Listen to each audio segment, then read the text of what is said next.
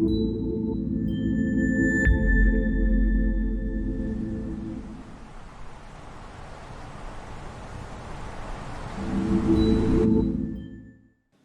everybody. Hi. First of all, I want to thank Kikk for having us. This is such an amazing venue. I mean, look around. It's fucking beautiful. So my name is Arne. I'm a developer. I work at Superhero Cheesecake. Don't worry, I'm not going to talk about any development-related things. I just put a bit of code at the first slide, so that's over already. And I kind of want to start today with a small sorry. Just a small sorry. Because I work at this place called Superhero Cheesecake, and it's around 4. People might think like, oh, with a coffee, like a bit of cake would be nice actually. But sorry, there's no cake. And in fact, we have to say sorry quite often because we have an office in Amsterdam, center Amsterdam, and like we have a lot of tourists. And if you've ever been to Amsterdam, then you know that there's a lot of tourists and people not always, they're sometimes looking for other types of cakes. So it just becomes awkward, and that's why we have the sign, because it becomes so awkward if people just come in the office, ask for 2 coffees, and it's like, do you have an appointment? Or like, it's just weird. So, sorry, that's out of the way, there's no cake. In fact, we're a digital studio, this is us. We're around 30 people now, so we have one office in Amsterdam. We're a group of designers, developers, motion graphic artists, producers, and basically we work on all types of projects, basically on a digital scale. So that can go from AR, VR, platforms, websites, basically a lot of different things. Today's talk is not really going to be a lot about the work that we do, but to give you a bit of an idea, this is our latest showreel.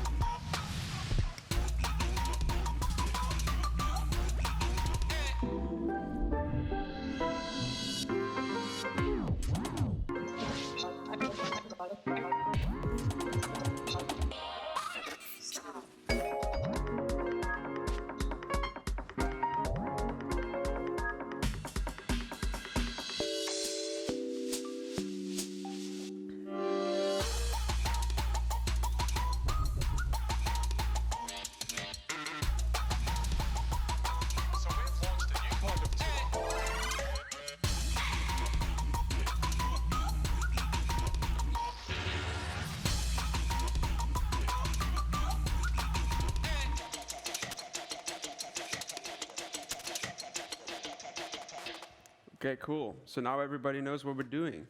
I'll go straight into today's topic, about my topic of the talk, and that means adjusting in the digital age. And the digital age is not a new term or anything like that. It's been going on for a couple of years now. We've been working with technology, and there's been a lot of talks before mine. We're talking about technology and things like that. And I'm even going to go a bit further into that thing about like adjusting to the way about this technology that's going on at a very fast pace. And this year's theme of Kikk is about fragility. And I think as a designer or as a developer or as a creative in general, we're also pretty fragile in a way. Like, for example, I doubt my work a lot of the times. And I think I can speak for a lot of people that sometimes we think like, is my work even good enough? Like, is anybody even gonna like this? Do people even care about this? So I think we live in a time now where it's never really been easier to build a digital product. And I know this phrase is a bit rough in a way, but it's kind of true. Like, we work with site builders now that can do amazing things, and these are just they have custom effects, and like there's a lot of cool stuff that you could build with a site builder now. So, but at the same time, if everybody is going to use a site builder, then a lot of the things are going to look the same. And I think we, as unique persons, we also want to be unique in a way, and that's why we try to stand out. And I'm going to share today 3 topics that I personally learned. It's about a personal perspective, about how can you stand out in the digital age, stand out like right now as a creative and as a developer or designer.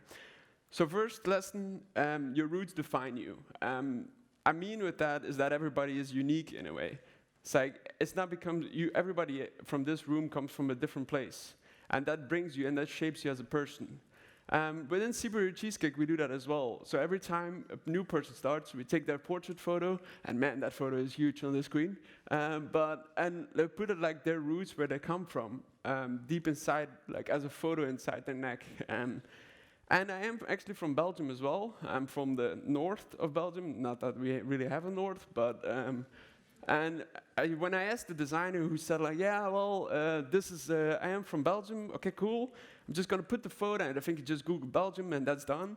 But in fact, I'm from this place, which is maybe not that visually interesting as a designer. So in fact, this is where I grew up. It's like 2 hours away from here.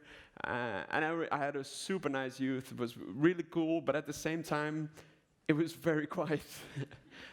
So I think I can speak for a lot of people that a lot of things changed for me when my dad first bought his first computer and I got access to internet and things like that. And I've been thinking about this thing a lot, like how did they actually start? Because I'm in the design agencies for a while now, and I've been thinking about like how does this actually start? And I have a lot of things to thank about this guy. Okay, just so hands up. Does anybody know who this is?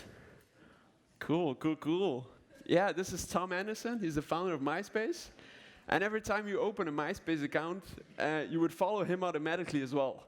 I don't know what the deal was with that, but you got him already in your profile. And I think he must have so much notifications of defriending all the time. But yeah, that was his thing. And I got completely hooked on MySpace. Like MySpace opened so much eyes for me because I was in this very small town, in this small country, and all of a sudden I could just speak with people all over the world. And I think I can speak for a lot of people that internet really opened a lot of eyes. And I showed another thing from MySpace before. I showed a side build earlier, but this was kind of the average side build that you could do in MySpace, and this already looks quite cool actually. Because you could do whatever you want, and I even started learning a bit about development and learning about small things by doing and making these themes. And yeah, also by MySpace, I really got into punk and hardcore music. It's a really niche genre of music, but I really like it, and I went to a lot of concerts. And yeah, there was this photographer at the concerts who was always taking amazing photos, and I thought I want to do something. I want to bring something to this community because we would always be the same people at these punk shows or hardcore shows, and it was just a small community. So I was thinking, how can I do something for that? So I just asked people around, hey, do you need anything graphical? Because I've been making these themes, and I just started making a lot of posters, a bunch of them. And by making these posters, just got along, and I started getting some design jobs, and it was getting better and better.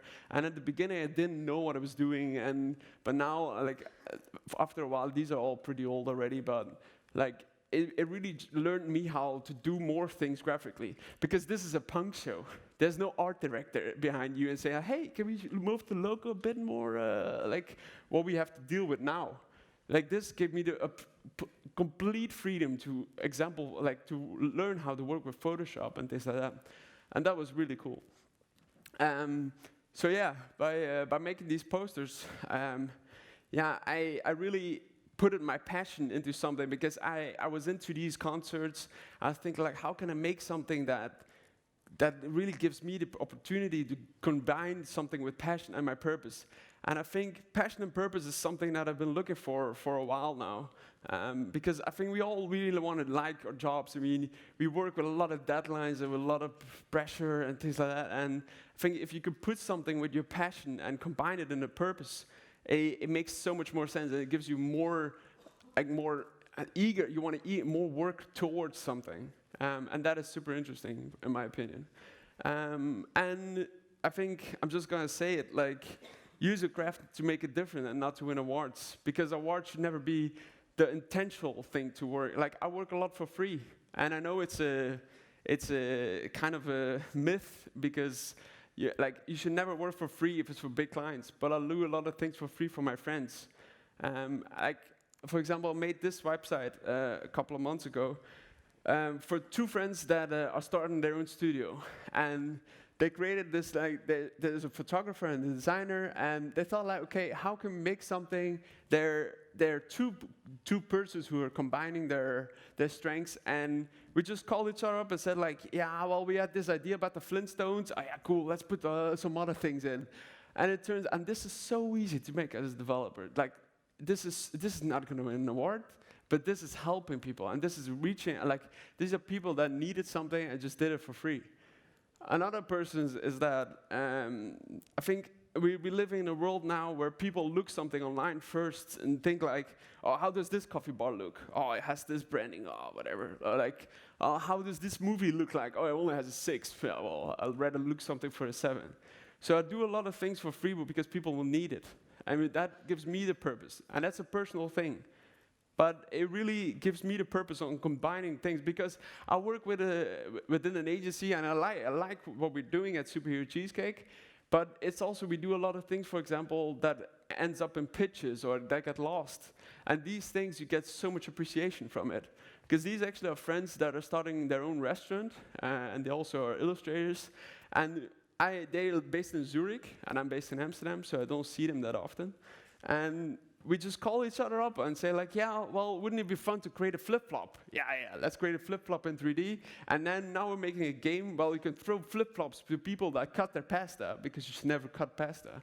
And just small things. Like another thing that I want to share is this super simple bike, but I have a friend who is a kindergarten, and she was asking for, like, hey, I have this vague concept about a bike, and I'm working with mentally ill children, and it was more like, how can I combine a bike and tell children a bit about life? So, for example, that the steering wheel could change you in a direction, and things like that.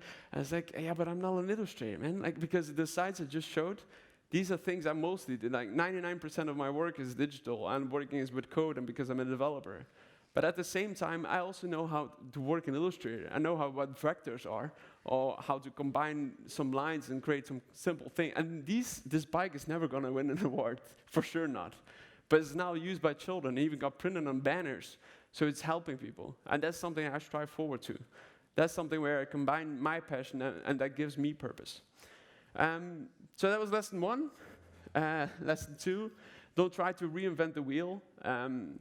I think in the creative sector, there's been huge pressure of just that everything should be made from scratch and that everything should be unique. And if a design, for example, has a red circle on it, then another person who already did the red circle thing, then you just stole it from them. And I think that it's not, like, I think, to be honest, traditionality is kind of bullshit. Like, it's better to take something, what you learned from in the past, or what something is unique to you, and make your own thing out of that, instead of just starting from a blank paper. And look at, for example, at Bauhaus. I go to a lot of museums and a lot of art shows, and I've always been inspired by this story about Bauhaus. Bauhaus is a school in Germany. It was a school in Germany. There was this actually is the 100th year anniversary of Bauhaus. So it started in 1990, which kind of blows my mind. And there was they had this simple thing about, like, how can we make a design, or how we can make anything physical or something like that with 3 simple shapes and 3 simple colors. And this inspired so many people, so many later generations for their work, or for things like that. And that, I think that is so inspiring. But at the same time, in the Netherlands, pretty close to where I'm from, where I live now in Amsterdam, there was this thing happening called the Stijl. And Stijl was actually a group of designers, artists, painters, and they had their own magazine. Because this is the 1920s. You didn't have a Dribble, or you didn't have the internet to look something up and say, like, hey, I'll find some inspiration. So they wanted to just share something with the community, sharing something that they had inside them, and just share it out with the public. And these magazines, I think this is from 1920s, 1922, 1917, and so these are super old, but they are still so relevant, even though they're 100 years old. And probably the most famous guy is Piet Mondriaan, which you might know. But at the same time, there was also a founder called Theo van Doesburg. And I think Theo is such an interesting guy. That photo alone is so amazing. So he was a Dutch painter, artist, and an architect. And he was one of the founders of the style. So he had his base was in the Netherlands. And he just said, like, around the 1920s, I heard this thing is happening in Bauhaus. I'm just going to move over there and see what's going on. So he was not a teacher. He was not a student. He had nothing to do with Bauhaus. He just went there. He just said, like, I'm just going to watch. And yeah, and I think, and then Bauhaus was like, thinking, like, who is this guy? Like, he's coming from the Netherlands, which is, I mean, that's not a direct flight now. Like, it's pretty far in the 1920s. So, and he inspired so many students. Like, there's obvious results that before they met him, he completely changed students how they are working and how their future work, and that actually happens quite often. Like, it's not because like we can always try to prevent the future and try to see the future and think like, yeah, well, this is going to be the major trend, or this is going to be the next big thing. But at the same time, it's the big companies who try to who make a steering point, and then we just need to all adjust because that's what people use. For example, Apple came a couple of years, because we were all working with Flash and with ActionScript, and then Apple just said like, yeah, we're not supporting that anymore, and then we had to move over to new things. So in the end, it's just like it's the bigger companies who try to, that you basically just need to adjust yourself. That's why I think starting from complete scratch does make a lot of sense. It's more like, how can I take inspiration from something and make it my own thing? Lesson 3. Push your boundaries. It's something I try to do as well as much as possible because I've been showing, for example, these things I do for free, and I think I always wanted to be this guy. I always wanted to be the coolest guy, saying like, yeah, well, I have this new thing, and I want to just try out new technologies and work with new stuff, and work late and while making my day job, but at the same time, people are just commuting. People are just going to their work, and people don't even get what he's doing. So in reality, it's a bit like this. So the right flip-flop is kind of like the next big thing you want to learn, or the next big thing you want to be, or you want to be. But at the same time, there's like life happening. There's maybe you have friends, you have a job, you have a daily thing. Like, how can you push your boundaries? If this, like, even now he even loses the previous project. So. And this video goes on for a while, actually. But, yeah, I think it is pretty tough. It is pretty tough to find something and to find time to create something of your own. So, pushing boundaries can be in super small things, extremely small things. For example, this is a museum in Ghent. That's like the closest city. It's also in Belgium, also the closest city where I grew up. And I always went to this museum because it was the closest thing I had, and I think I actually went there so many times without even noticing, and I don't know if anybody already noticed, but there's something on top of the building, and I passed by there so many times, and I always saw like, wait a second, is that something on there? Like, what is that? And it's a statue. It's called The Man Who Measures the Cloud, which is a metaphor for something that you can basically, he's trying to measure something which is totally unreachable. And like every time I pass by, I said like, wait, what? Why did they put that on top of the building? Because the museum is huge. It's gigantic. Like there's so much space. There's even rooms that are completely empty. So, but still, they decided to put it on top of the building. And I think those is such a minor thing, but it can make a difference because there was no signature. Or if you did the tour, and then if you, for example, did the tour, and then the end, for example, they didn't say like, hey, if you go out, and then can you please look upstairs? They didn't tell anybody anything, and that was the great thing about it because it's such a minor thing, and that inspired me to look up as well. And I started a project. And I basically took a lot of photos of corners of buildings and called it corner buildings. Sometimes it could be as easy as that. And yeah, I think these photos are also super, super simple, but they forced me to not look down on my phone, but more to look up and what's happening around you. And I go a lot out now, and I go way more away from my computer as well, instead of just being on my computer and being that guy from the GIF. So I take a lot of photos from signatures, because I really, really like this stuff. Like this design is almost its purest form. There's a font in that. There's a design. There's a color in that. Like the middle one that was in Denmark, and signs in general mostly white and just with black type or something like that. And just in Denmark they said, we're just gonna do it in yellow, and now it's yellow, and that's how it is. And I think that is so interesting. That is such a minor detail, but it's like those small things. I think they can make the difference. And this is me running a marathon. That's pushing boundaries. So yeah, within Superhero Cheesecake, we try to push our boundaries as well. We try to take on projects that have a different wide range of subjects. So for this project, it's for a photographer called Jimmy Nelson. I'll show the video in a bit later. But it's a bit about how, for example, within this digital studio that we have, how can we try to make a difference? How can we try to push our boundaries and not basically only doing it on digital or just doing a website? The video.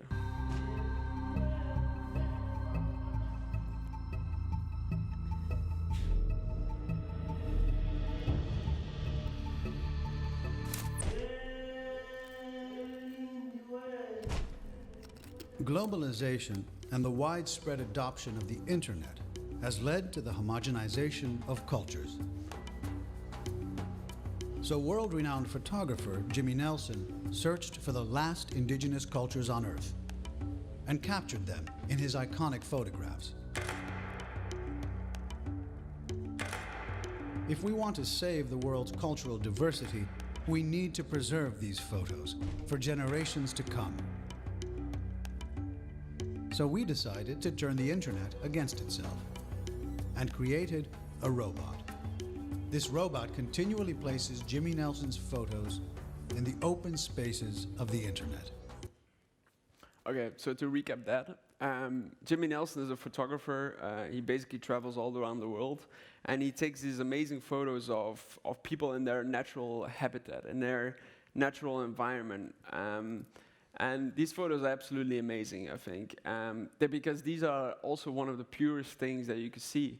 Because these people, they don't have social media, or they don't have phones where they can take a selfie with and show their future generations. Like, these people are almost literally floating away because of climate change. So we try to make something for them, try to do something so small, but it's better than doing nothing. And we created a robot. And I know with a robot, people always think, quickly think about this weird guy that has six cameras in their eyes or something like that, and that scares the crap out of you. Not like this. We scared a robot that had no arms, that had no legs, was just a cube with 4 screens.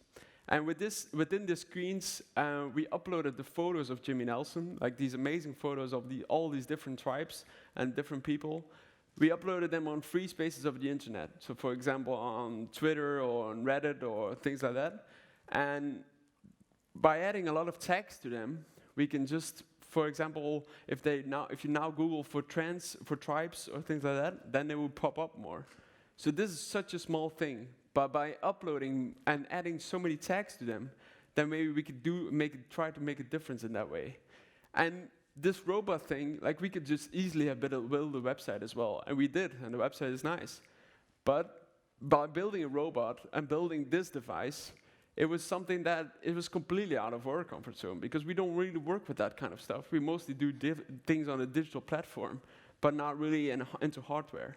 So we tried to make a robot, and we started developing it, and it's like, okay, how big should it be, or things because we had no idea on how to make a screen or things like that. It's pretty new for us.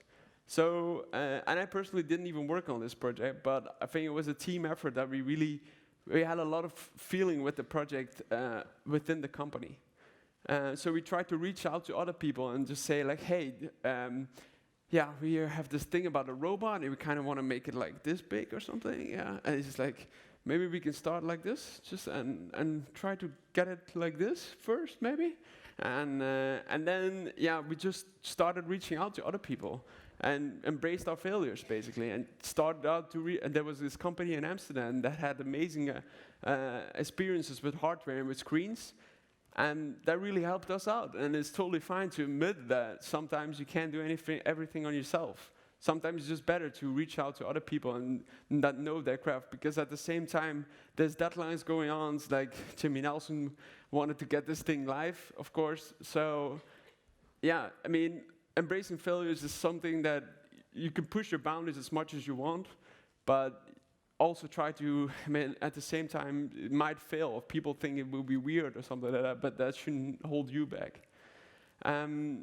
Yeah, so the ultimate list, how to stand out in the digital age. Number one, the roots define you. So take something from your own, from something personal that is unique to you, and create something from it yourself. Two, try not to reinvent the wheel because it's honestly not really worth it. And we could do, for example, it's better to, for example, take something inspiration from something and then make it your own thing. 3, push your boundaries and try to work. I mean, it doesn't need to be the newest or the craziest thing or whatever. It can be in the smallest details, but it can make a difference for people. And 4, yeah, who am I to tell you what to do? I mean, I'm just a guy on the stage from Amsterdam that works at Superhero Cheesecake. I think this was a personal thing for me, and this helps me because every time I feel something about like, yeah, okay, is my work good enough? Are people going to care about this? And I just think like, yeah, but it's something about my roots that I feel good about this. So it's a personal thing that you need to fill in yourself, of course. And like we can think about so many things about the future and say like, yeah, but this technology is changing so fast at such a quick time. But at the same time, it can help to your advantage. And repeat after me.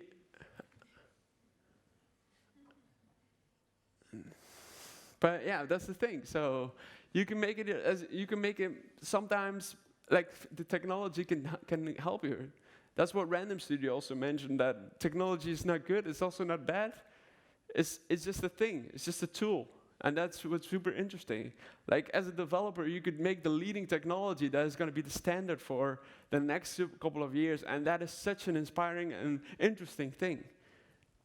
But yeah, in the end, it all comes back to do whatever makes you feel happy and gives you purpose. And if that is sometimes working for free outside of your job, well, that's the thing that you have to do. Thank you.